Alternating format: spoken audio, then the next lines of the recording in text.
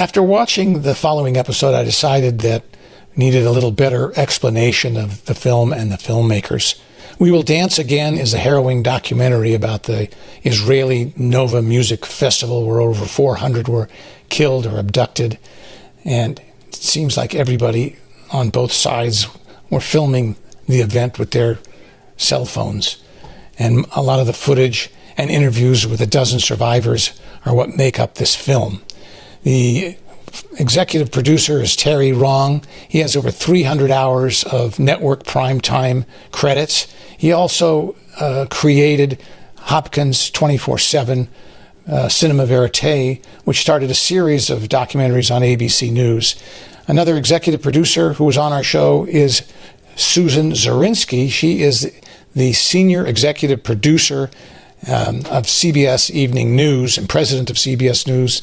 She supervised the overhaul of CBS Evening News with Norah O'Donnell and supervises 60 Minutes, 48 Hours, and their special news unit. The director of the film is Yariv Mozer. He's an independent filmmaker who's won an Israeli Film Academy Award, Israeli TV Award.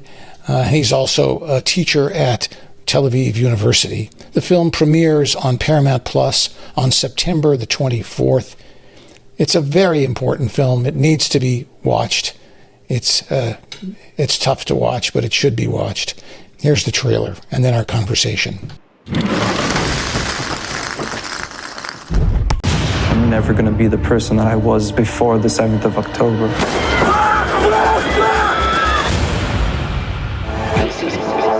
The Nova Party was amazing. I've not seen anything remotely close to that in years in Israel.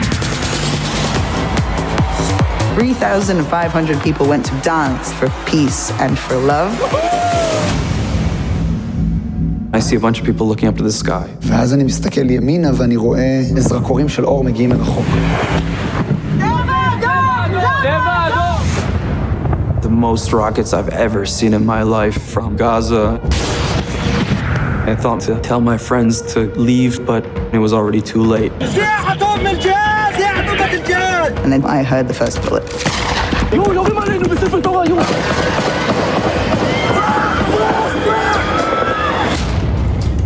אולי יש פה חוליות מחבלים.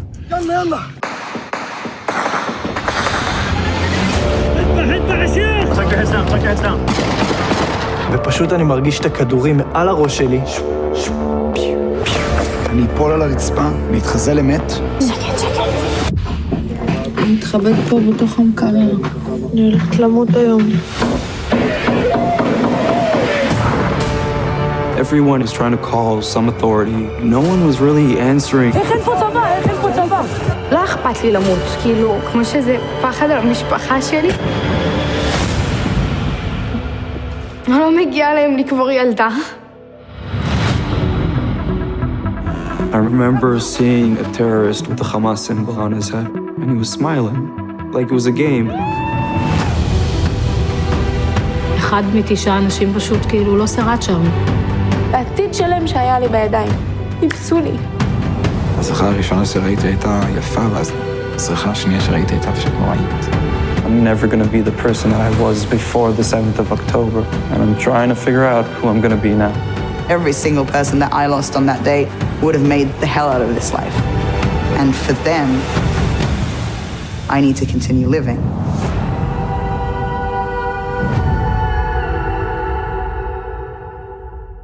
Hi, I'm Chuck Braverman. This is another episode of Westdoc Online. As usual, we're brought to you in part by Real Screen. Real Screen Magazine is having their Real Screen Summit in Miami this year, January 3rd through 5th. Go to our website, scroll down to the bottom, click the Real Screen icon. It'll give you all the information. Today, we have a very important documentary and three of the important filmmakers that made this film called We Will Dance Again. And it's about the October 7th Hamas raid in Israel. And it is, it's an absolutely astonishing real-life account that you have not seen before. And you may have read all about it and you think you may know about it, but you don't until you see this film. So let me introduce, please, executive producer Terry Wrong, Susan Zirinsky and Yariv Mozer, thank you for being on this program, and welcome to Westdoc. Thanks for having us. Thank you very much. Terry, maybe I should start with you first from sort of the American side and say, how did this film come to be on the American side of things? Well, the Israeli production company that was making it had contacted and was in partnership with a British production company. And I had worked with somebody at that company, and they reached out to me and said, would we be interested in looking at this doc? And I took it into my boss, Susan Zirinsky, and we looked at the trailer, and we said, wow, this is really something special. Yes, we would be interested. And so began the negotiations to get it.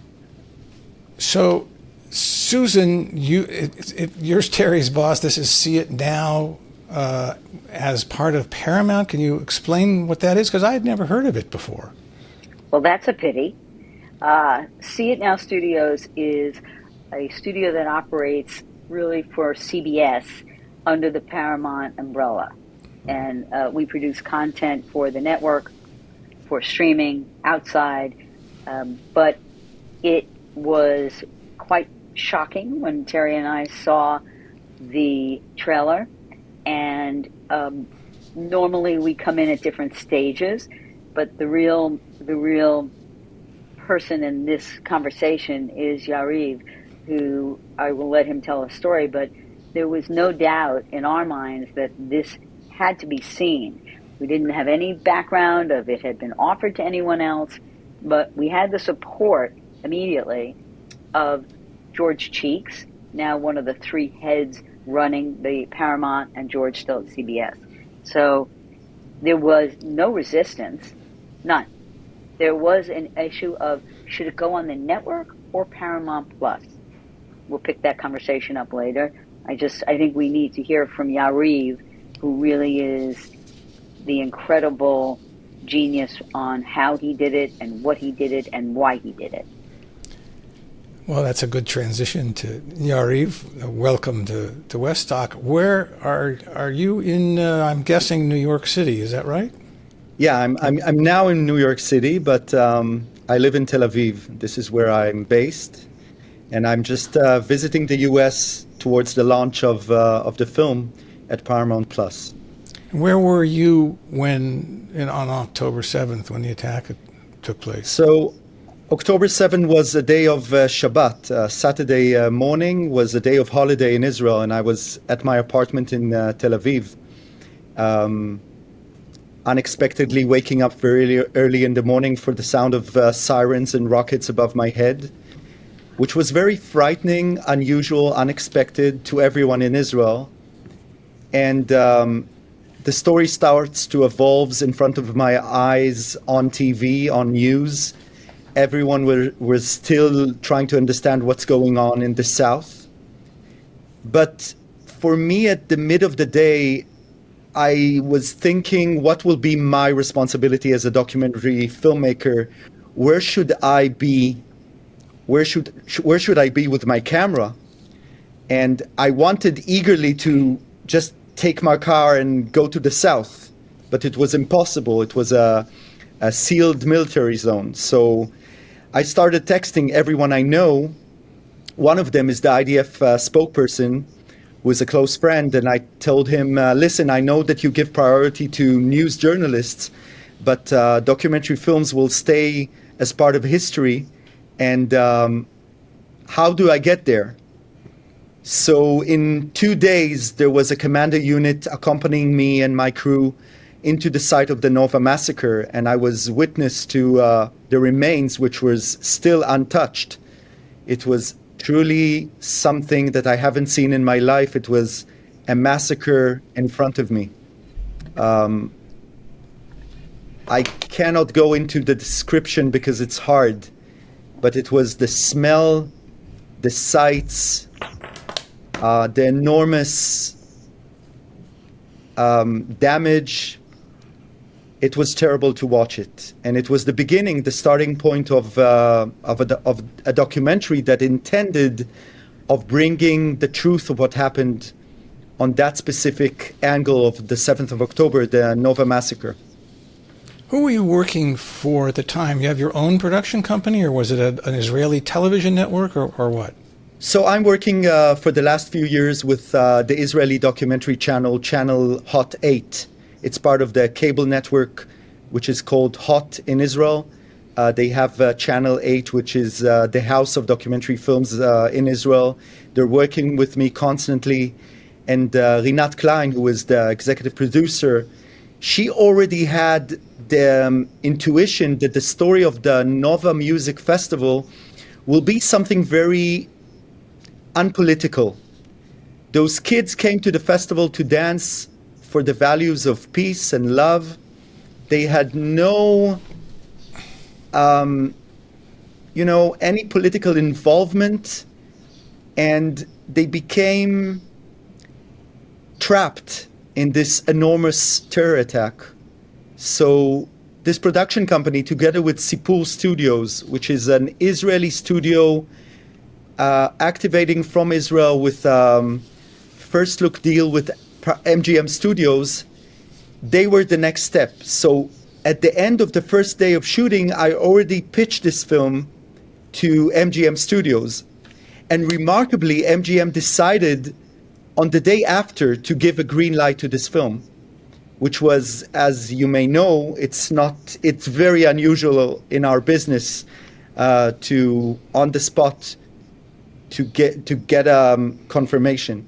What's the connection between MGM and Paramount Plus See It Now? Is there a connection, or No. so It's they're just just oftentimes we will partner with a melange of groups. In this case, Paramount Plus, CBS, have domestic U.S. rights to the film, which means North America, Canada, Mexico, and Bermuda. But this was a case where it didn't matter who else was a partner. We needed to put this film on in the United States. What's the air date or first premiere? 9/24 is when it drops. And that's on Paramount Plus? That is correct. And will it be on CBS sometime after? You mean on the network? Yes. No. There was a debate about putting it on the network, and we looked at it and discussed it with those in charge. And the reason we went towards Paramount Plus is twofold. One, this is not something that you can ever break for commercial. Two, and Terry has said this, when you put something on the network, it's a bit of you're forced feeding. It's like you don't really have an option. Yes, you can turn your TV off, but you're a network person. On Paramount Plus, you have a choice.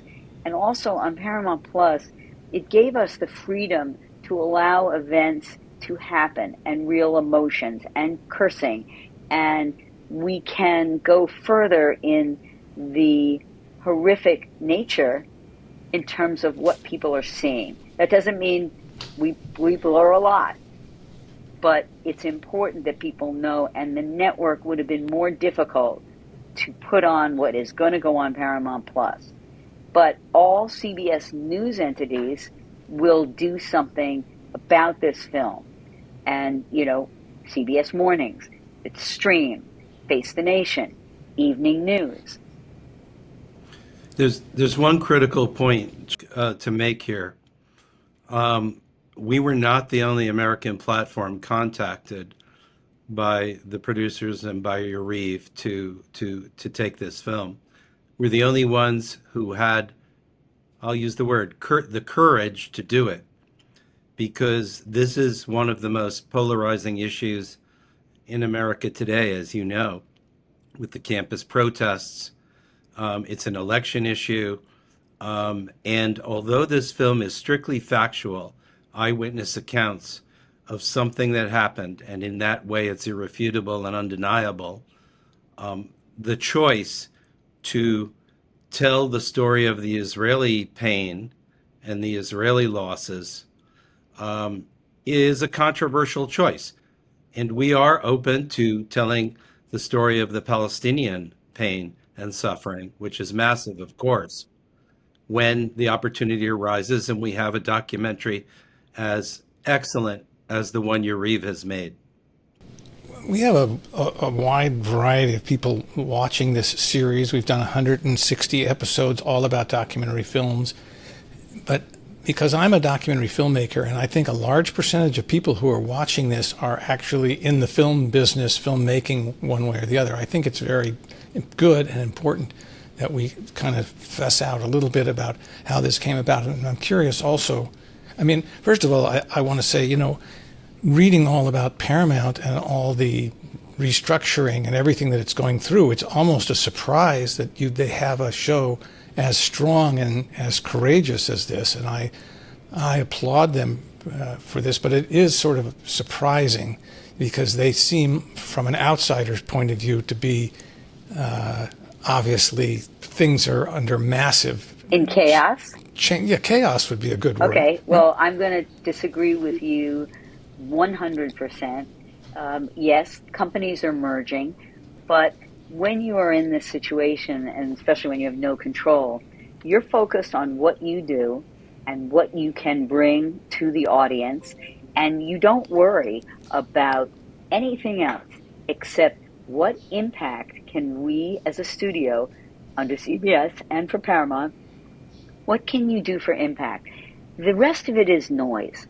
And you have to tune out the noise and stay in the lane of integrity, morality. And when you have a chance to work on and be with someone as talented as Yariv and his team, there's no question.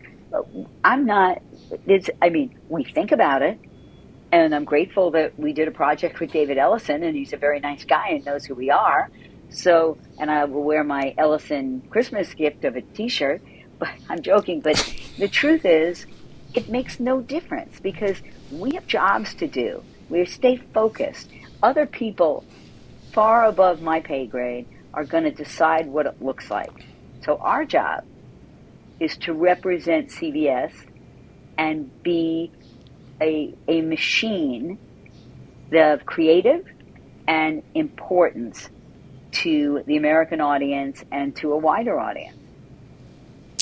Well, I think it's great. And I love the title of your division, See It Now, which of course refers back to Edward R. Murrow, which I hate to say, you know, most people of Yariv's age and younger probably have no idea who Edward R. Murrow was. Oh, I know who's Edward Murrow. Well, of course you do, because you're an award-winning filmmaker. But let's get back to the making of the film for a minute. How far exactly is Tel Aviv from where this attack took place? Do you know? 1 hour drive, even less. It's relatively it seemed like it was very, very cut off for a couple of days there, completely cut off from the world, so to speak, except for the fact that everybody on both sides of this attack had a phone camera going almost all the time, which is somewhat surprising on one hand and not on the other. But when did you start to realize that there was so much footage from the inside and the outside? I must say that from the day of the attack, it was, I'm connected on Telegram, Instagram, TikTok.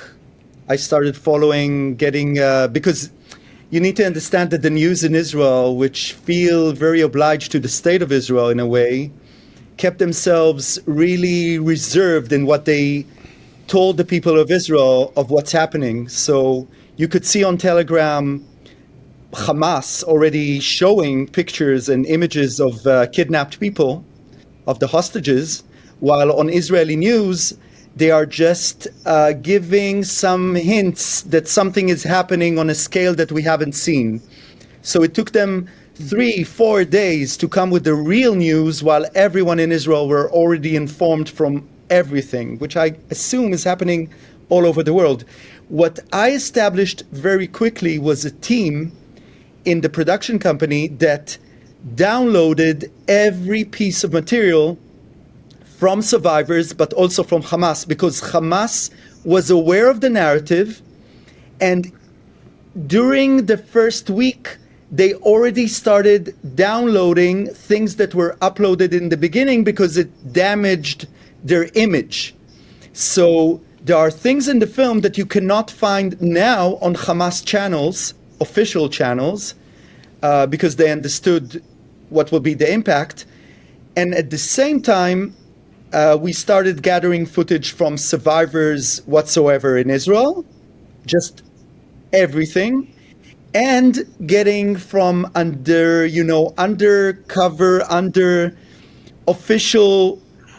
behind official streams to get our hands on GoPro cameras of Hamas, which we knew is in the hands of the Israeli police, but the Israeli police didn't agree to give them to us. So we had to pull some strings. And as you know, in Israel, everyone are connected to everyone. So we did achieve getting our hands on the right files. When will this program be aired, or has it been already in Israel? In Israel, it's going to be the day after Paramount. So Paramount has the world premiere in terms of television, and BBC in Israel. BBC is another partner in the production of this film. Will air at the same time simultaneously in Israel and the UK. What's the reaction in Israel going to be to this film? I think it's still very hard for Israelis to cope with what happened on the 7th of October. I think many of them will find it hard to watch this film. But still, on the day of the 7th of October, or towards this day, and this is when we are airing, people will feel the need to come and watch something to give the respect in memory of the victims, in the hope of the hostages coming back home as soon as possible. I think that this is what this film means to the people of Israel. And at the same time, a lot of anger that still the government didn't appoint any investigative committee. Nothing is clear and known. There are no answers to what happened on the 7th of October. How come the scale was so big and enormous of Hamas attack? How come it was so surprising? These are things that we are still waiting as an Israeli public to get answers. What was the post-production process in terms of editing and putting together, the number of editors, the number of hours of footage, the amount of time spent in post, those kinds of things? So I think most of this production was spent in post-production. So we had hundreds of hours of footage collected from Hamas and survivors. We had the shooting that we did with testimonies with survivors. Some of them, unfortunately, didn't get into the final film. And it was a long process of, I would say, 5 intensive months, 2 editing rooms working simultaneously on doing this film. Editing team and production that in the beginning told me, everyone, well, you will look at the hard stuff and then you will tell us what to see and what not. But eventually, all of them, all of the people that worked with me, were exposed to the most horrific stuff, things that didn't came into the final film. And we were all devoted to make this film as soon as possible because we knew it's crucial to release this film at least for the year after the massacre. It's funny, I spoke to a friend of mine yesterday and I told him I was going to do this conversation with you guys. And he said, gee, it seems very early. And I said, well, it's almost a year now. And I don't know that the film gets any easier to watch another year from now. Let me say something about that. When 9/11 happened, and we partnered with the 2 French filmmakers who had been shooting with a fire department on a probationary firefighter, and we ended up collaborating on the film and building it. There was nothing cut, nothing at all, and we decided that we would air it in March, and we came up against the same thing. congressional people were calling. Senators were calling. The White House was calling. It's too early. It wasn't too early.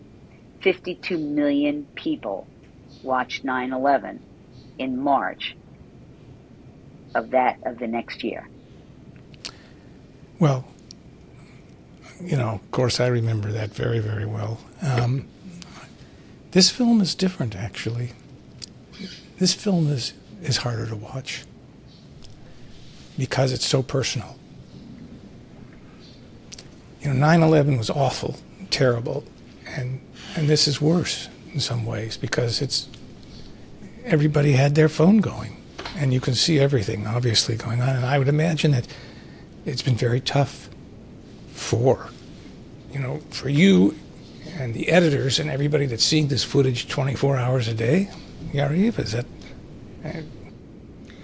It was hard, but I'm always, when I'm being asked this question, I think of the hostages. I think of the survivors that agreed to come and give us an interview and share their story, what they are going through,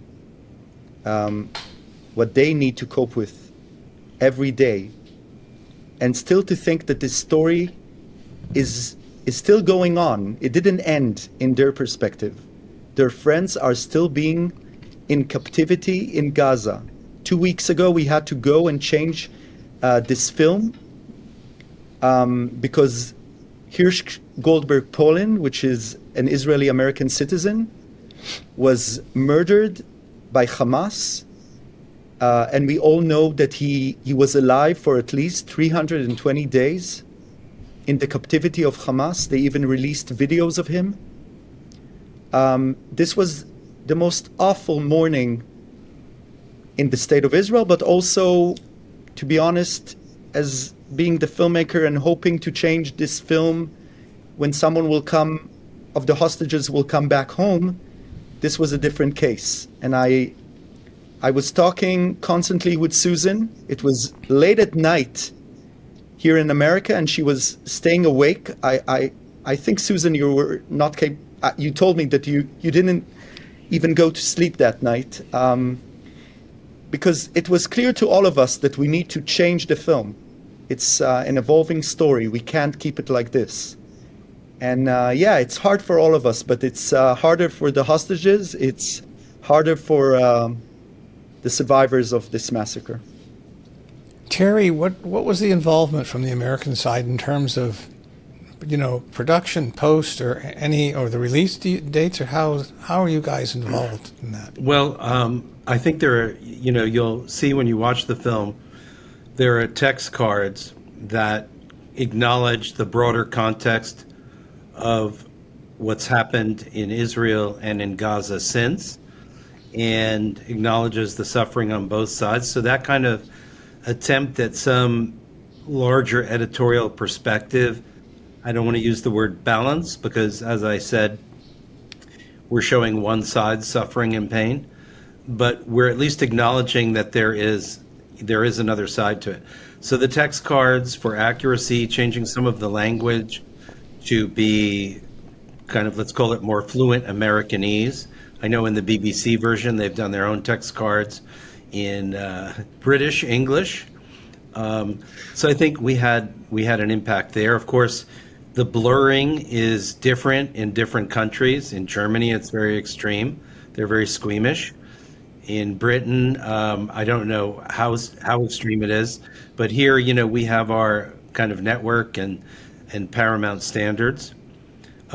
I just want to make one other point about what really attracted Zirinsky and me to this film, and what Yariv achieved that we've never really seen before.